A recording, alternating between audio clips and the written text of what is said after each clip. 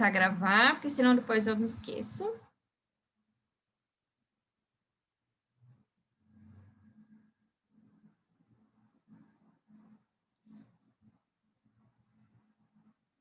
Sétimo ano.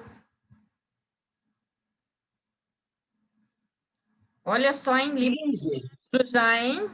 Finalzinho do ano já. Daqui a pouco vocês já estão de férias, hein? Meu Deus. Passa rápido, né, Que alegria. Nossa, Pro, esse ano passou muito rápido. Meu Deus. Então, olha só. Aqui na página 15 tem esse experimento. Eu queria saber se vocês conseguem fazer esse experimento. Vocês vão precisar de uma seringa. Aqui ele fala para usar uma seringa de 20 ml, tá? Mas eu acho que uma seringa menor de 10 ml dá para fazer, tá? Sem agulha. Essa seringa geralmente a gente compra na farmácia. Deve custar uns R$ 3 no máximo, tá? A de 20 eu sei que custa R$ 7. Ela é mais cara, então pode fazer com a de 10 que vai dar o mesmo resultado, né? Minha tia tem um monte, nem vou precisar comprar. Ah, que ótimo. Então, vocês conseguem fazer esse experimento? Sim. E aí, o que eu queria que vocês fizessem? Um vídeo de vocês fazendo esse experimento, tá? Precisa da ajuda de um adulto, porque vai usar água quente, tá? Então, precisa da ajuda de um adulto para pegar essa água quente para vocês não se queimarem, ok? E aí, vocês vão responder no vídeo essas 3 perguntinhas aqui, tá? Então, o que aconteceu com o êmbolo quando a seringa foi colocada no copo com água quente? Você vai explicar o que aconteceu. É possível dizer que o ar do interior da seringa realizou trabalho sobre o êmbolo?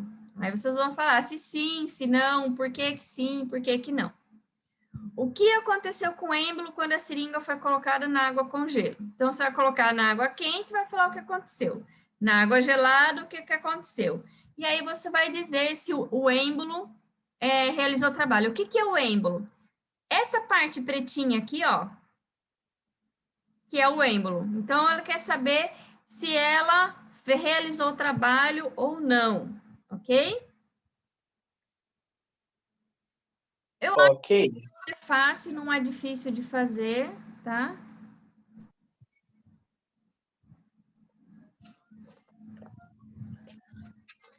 Tudo bem, Filme Maria plástico, Eduarda. Eu seringa preciso tem. saber se todos acham, se todos vão conseguir fazer. Só precisa comprar massa de modelar. O resto tem tudo. Então, não precisa ser exatamente massa de modelar. Massa de modelar eu também tenho em casa. Tenho tudo. Que bom. Então, Guilherme, não precisa ser exatamente massa de modelar. Qualquer massinha que você fizer em casa, que você tiver em casa, você pode utilizar. O problema é que eu não tenho, né, Pro? Tem Nenhum. trigo na sua casa? Trigo? É. Meu Deus. Não. Sua mãe não faz bolo, não faz torta? Ah, a gente pega, faz com outra coisa. Não sei se pega trigo. Trigo. Aquela farinha branca, maciazinha que sua mãe usa para fazer aquilo. Acho que tem. Acho Ah, que então. tem. Aí você vai pegar e vai fazer uma massinha com isso daí. Aí Ah, põe em tampa ali, entendi. entendeu? Você põe um pouquinho de trigo, só um pinguinho de água, amassa bem, ele vai virar uma massinha. E aí vocês põem aí, pronto. Professora, uma vez eu fiz massinha assim, professora. Nossa, professora, eu fiz as instruções do vídeo, professora, deu tanta massinha, só que ela não tinha cheiro bom, professora. Depois eu joguei fora. Tem que jogar fora. Você faz a massinha, usa ali na hora e depois joga fora. Eu não tinha coragem. Professora, era feita com ingredientes não perecíveis, então provavelmente ela ia estragar. Estraga. Quando usa trigo, estraga. Não tem como não estragar. Você acha que então você consegue fazer, Maria Eduarda? Vai muito sal, professora. Vai muito sal, professora. Aí então, mas não vai fazer um monte, vai fazer só um pouquinho, só para tampar ali. Não precisa... É porque, professora, eu não tinha visto que era para fazer uma quantidade tão grande, professora, Ah, bom. da massinha. Aí eu achei que era só para fazer um pouquinho aqui lá. Nossa, professora, quando eu finalizei, deu um Deu um monte de monte, né? massinha. Dava até para comer a massinha. Professora, tinha muita coisa e era Era, enorme. era só fazer uns quadradinhos, cozinhava, já tinha o nhoque prontinho. Tava pronto. Então, então vocês acham que vocês conseguem fazer esse daqui? Se vocês Sim. não conseguem, eu vou passar uma outra coisa para vocês fazerem, uma outra atividade, e aí depois eu vejo um outro experimento para vocês fazerem. Porque a única dificuldade aqui desse experimento é só a seringa, né? E mesmo assim a seringa é baratinho na farmácia, né? Como eu falei, usa aqui ele fala de 20, mas não precisa ser a de 20, pode usar a de 10 ml mesmo. Tá? E aí aqui no caso, ó, a seringa na posição de 10. Como a seringa já vai ser de 10 ml, você coloca na posição de 5. Vai dar para ver a mesma coisa, tá? Tudo bem? Pode ser? Ah, é fácil. Não, dá para fazer. Tá? Então, se alguém tiver algum problema, depois me avisa que eu mudo o experimento, tá bom? Então, Tudo bem. ok. Então, esse experimento vai ficar para o dia... Nós temos aulas de segunda e quarta. Então, vai ficar para quarta-feira que vem, dia 21. Então, vai ter bastante tempo aí para vocês poderem Dia fazer. 21 é semana que vem, professora? Isso, semana que vem. Tá? Nossa, Quarta que vem? Isso, para quarta-feira que vem.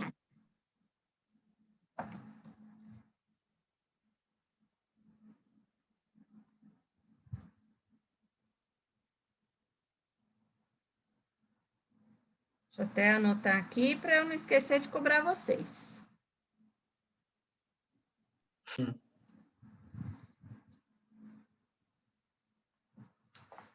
Ok. Então, vamos lá.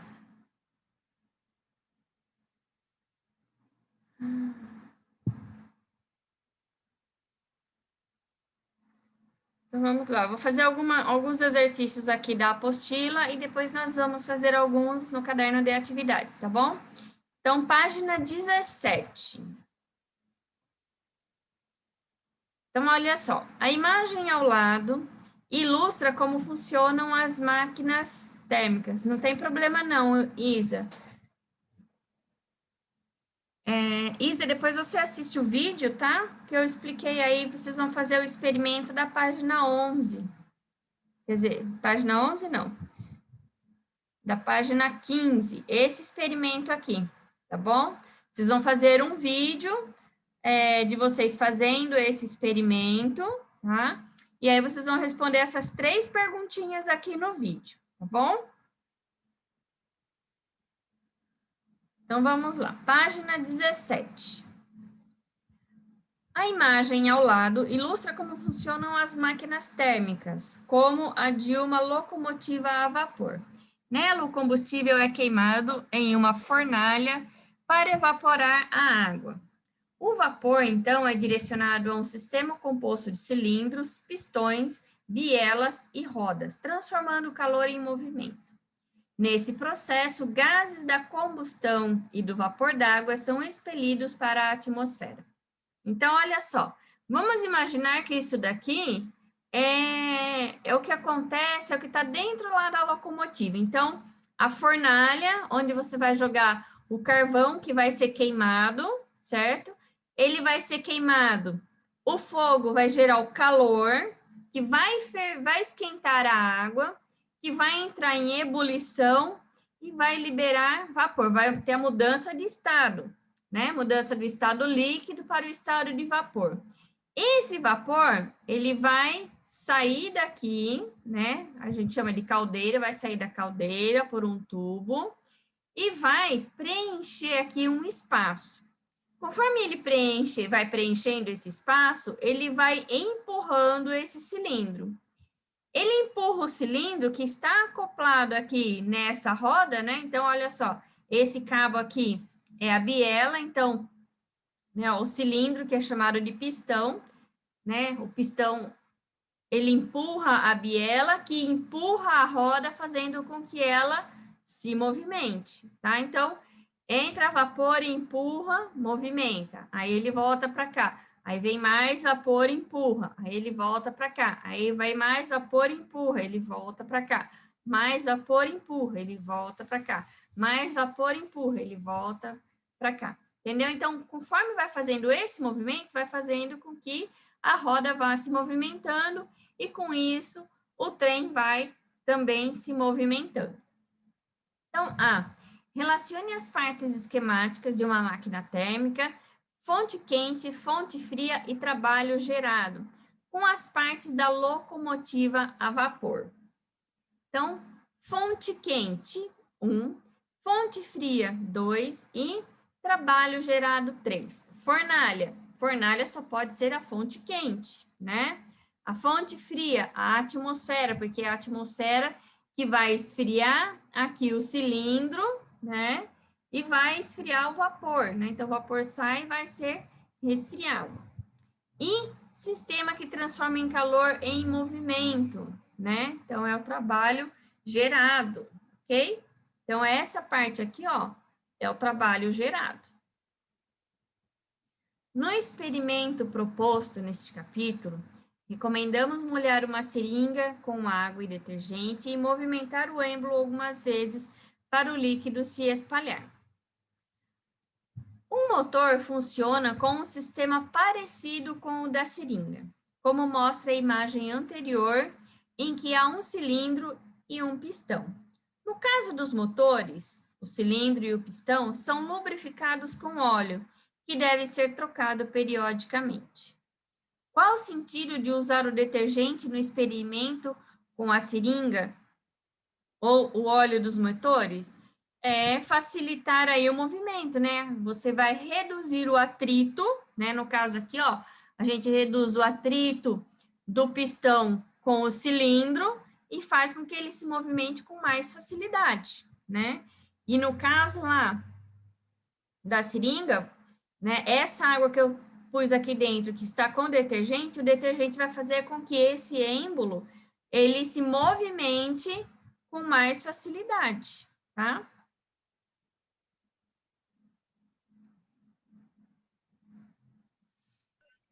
Dois. Entendi.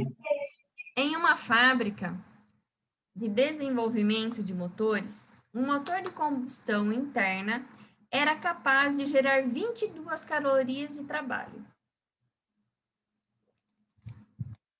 Cada ciclo, em que recebia 100 calorias de energia vindas da queima do combustível. Após modificações no projeto do motor, ele passou a gerar 25 calorias de trabalho com a mesma quantidade de combustível anterior.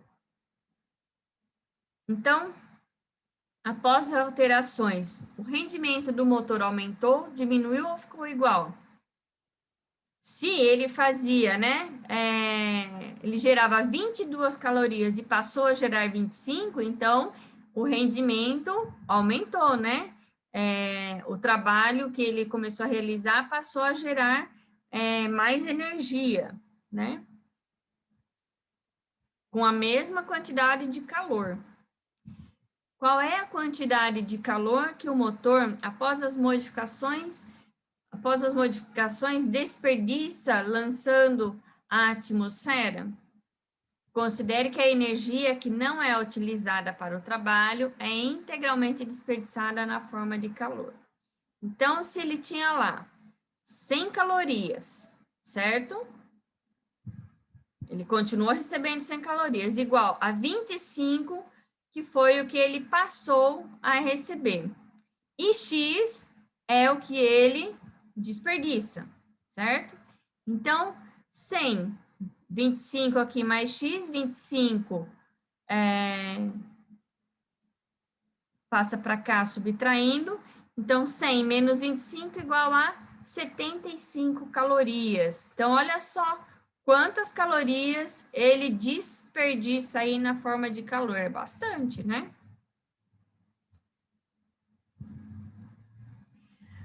Os esquemas dos itens abaixo representam máquinas térmicas. A quantidade de energia... Desculpa, gente. É por causa do calor. Os esquemas dos itens abaixo representam máquinas térmicas. A quantidade de energia em forma de calor que entra nas máquinas térmicas, ou seja, o calor recebido, deve ser igual à quantidade de energia em forma de trabalho e calor que sai dessas máquinas. Chamamos isso de conservação de energia. Veja o primeiro exemplo e complete as lacunas dos demais itens. Então, no primeiro exemplo, eu tenho aqui fonte quente, né, que é o calor recebido, 100 calorias, né? Qual página, prof? Oi? Qual página, prof? Quem está falando? Maria Eduarda, professora. É a página seguinte. A gente estava na 17, essa é a página 18. Obrigada. Então, olha só. Fonte quente, que é o calor recebido, 100 calorias. Máquina térmica, trabalho realizado, 30 calorias. E o calor cedido, né? Fonte fria, 70 calorias. Tá? Então, vamos ver aqui, ó. Fonte quente, calor recebido, é o que eu vou descobrir aqui. Trabalho realizado, 10 calorias. Calor cedido, 10 calorias. Então, qual foi aqui o calor recebido? Se eu somar o calor cedido mais o trabalho realizado, eu chego aqui no calor recebido. Porque aqui, ó, se você somar 70 com mais 30, eu chego em 100 calorias. B. Eu tenho 10 calorias de valor recebido, 4 calorias de trabalho, e eu vou ter aqui 10 menos 4, 6 calorias de calor cedido. Ok? São continhas bem simples de fazer, né? Só fazer continha de mais ou de menos. Aqui eu tenho 40 calorias de calor recebido, e aqui 25 de calor cedido. Então, 40 menos 25, eu tenho 15 calorias aí de trabalho realizado. Ok?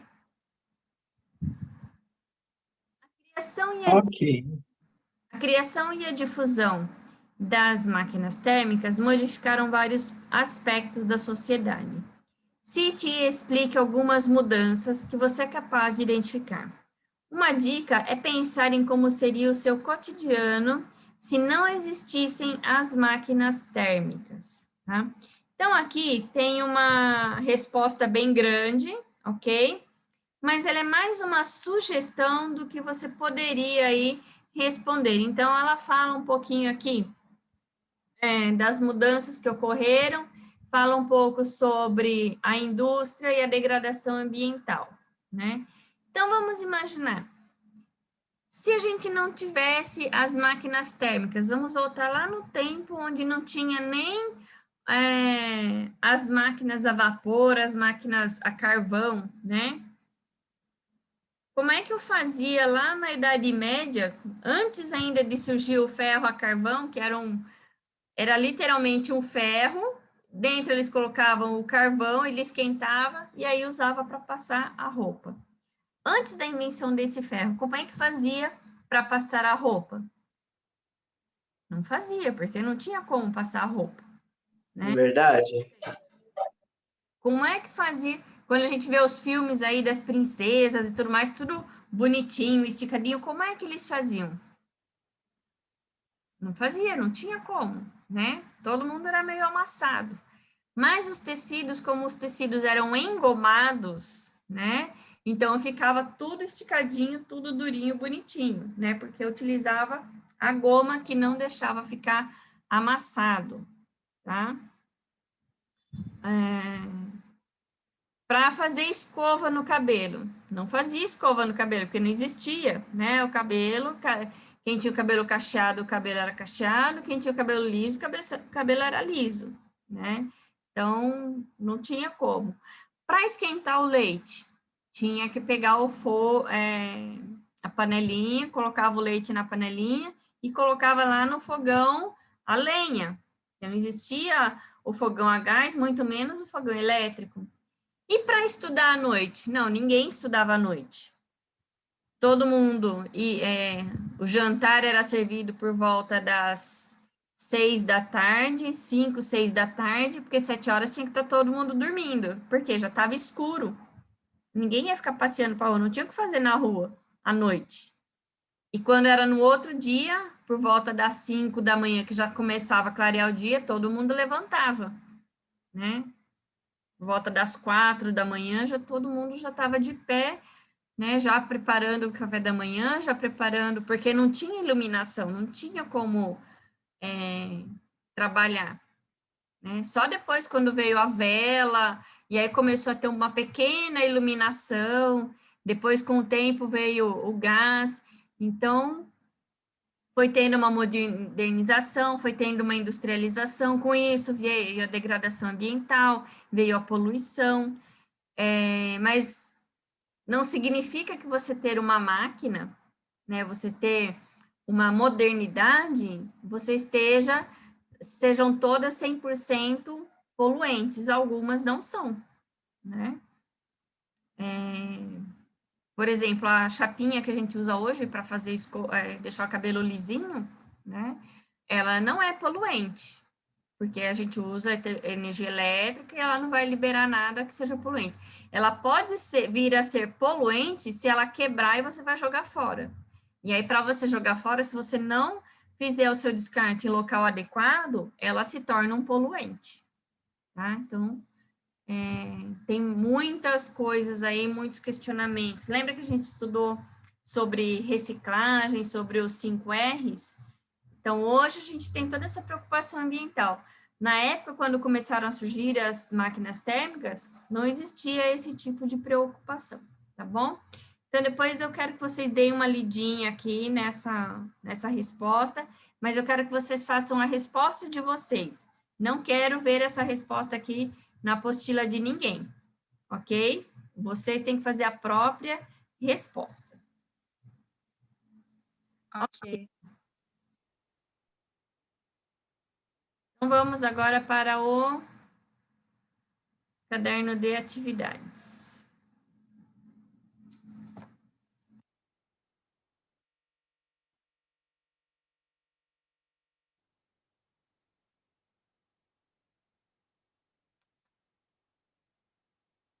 Caderno de atividades, página 11.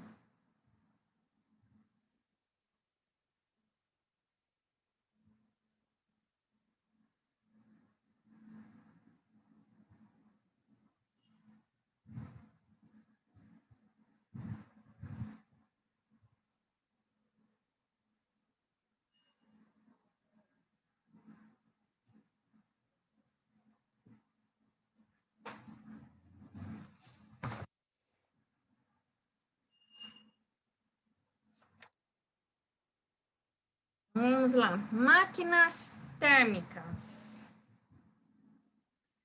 Marque com um X os itens que se relacionam corretamente às máquinas térmicas. As máquinas térmicas têm como principal característica transformar energia térmica, ou seja, calor, em trabalho mecânico, né, em movimento. Então, essa está correta, né? Está relacionada à máquina térmica. Eletricidade e ventos, né? Isso não está relacionado à máquina térmica, porque máquina térmica, a gente pode falar aí, por exemplo, são as máquinas que utilizam aí vapor, que utilizam carvão, tá? Mas eletricidade e vento, não está relacionado aí às fontes energéticas das máquinas térmicas. As principais fontes são o vapor e o carvão, tá? As primeiras máquinas térmicas tinham a função de retirar água das minas de carvão, correto. As máquinas térmicas foram grandes instrumentos da Revolução Industrial, que modificou as formas de produção e comércio de vários produtos. Lembra daquela imagem que mostra uma linha de produção de tecido e em cima de cada tear tinha um tanque com água, né? Que aquela água ia girar vapor para fazer com que as máquinas se movimentassem. As máquinas térmicas foram extintas, dando lugar às máquinas que utilizam unicamente fontes de energias renováveis. Pelo contrário, né? Ainda existem muitas máquinas térmicas que nós utilizamos. Por exemplo, algumas casas têm aquecedor de água. Como é que funciona aí o aquecedor solar de água? Então, você tem a placa, né, em cima da casa. Aquela placa vai receber energia luminosa, vai transformar aquela energia luminosa em fonte de calor, que vai enviar esse calor para o tanque de água, para o reservatório de água, vai aquecer aquele reservatório de água, e quando você ligar a torneira, a água vai sair quente. Então, é uma máquina térmica? É uma máquina térmica. Por exemplo, os aquecedores a vapor, a gás, também são máquinas térmicas, né? Porque vai produzir calor. Quando você liga o chuveiro, o aquecedor, ele liga, acende o fogo, acende a chama, começa a queimar ali o gás, né? Ele vai aquecer a água e a água vai sair quente no chuveiro.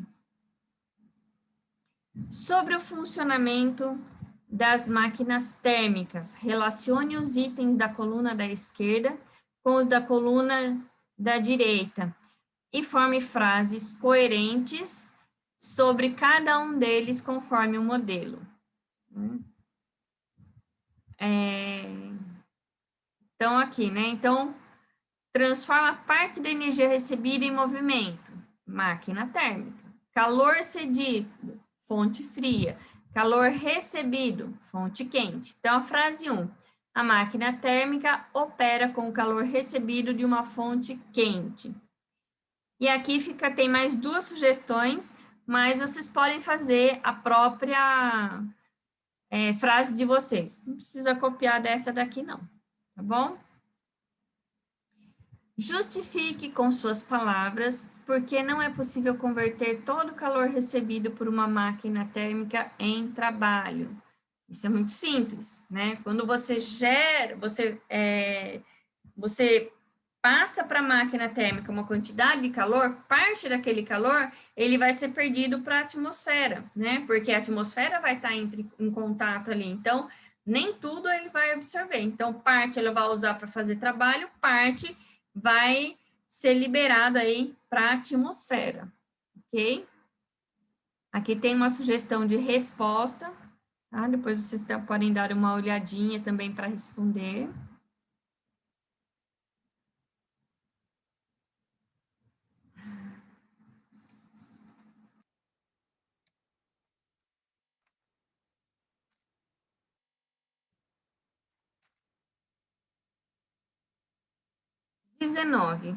Os carros flex podem utilizar etanol ou gasolina como combustível.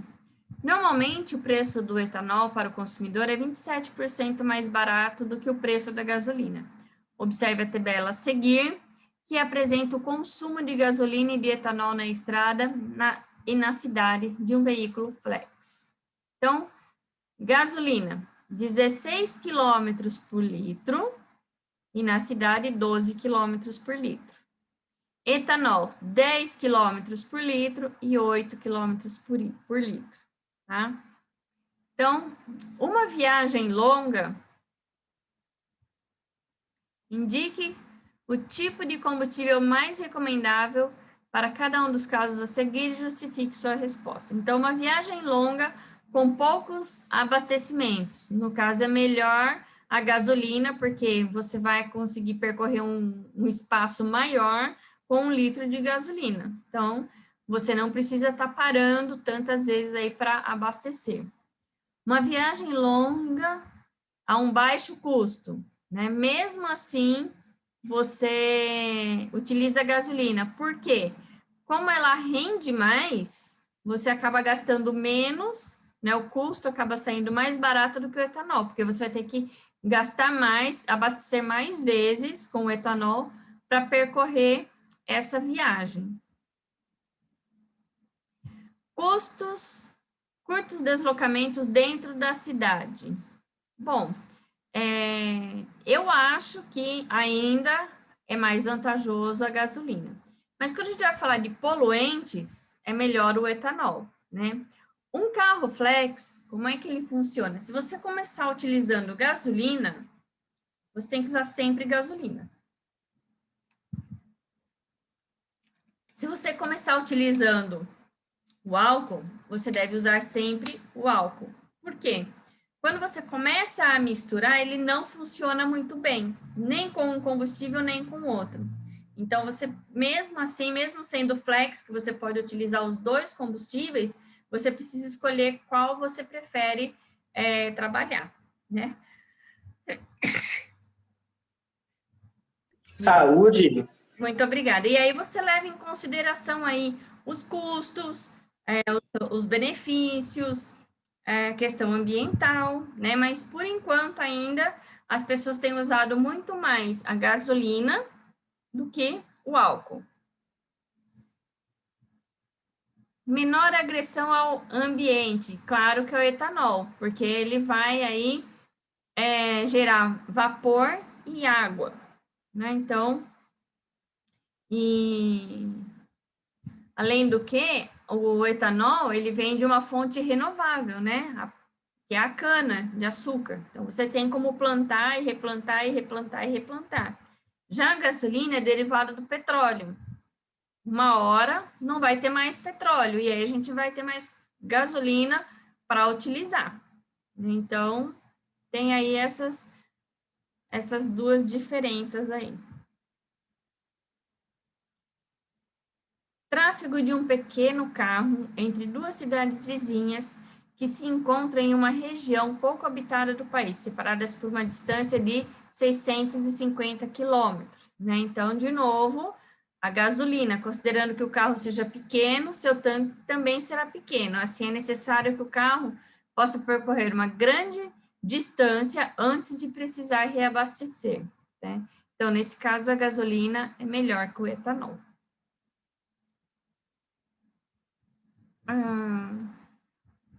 Uma barra de 100 gramas de chocolate fornece 550 quilocalorias de energia.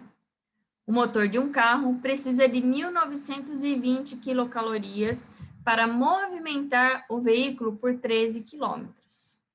Sabendo que o motor desse carro transforma 20% da energia disponível em uma fonte quente em movimento, quantos gramas de chocolate aproximadamente seriam necessários para fornecer energia suficiente para uma viagem de 130 quilômetros?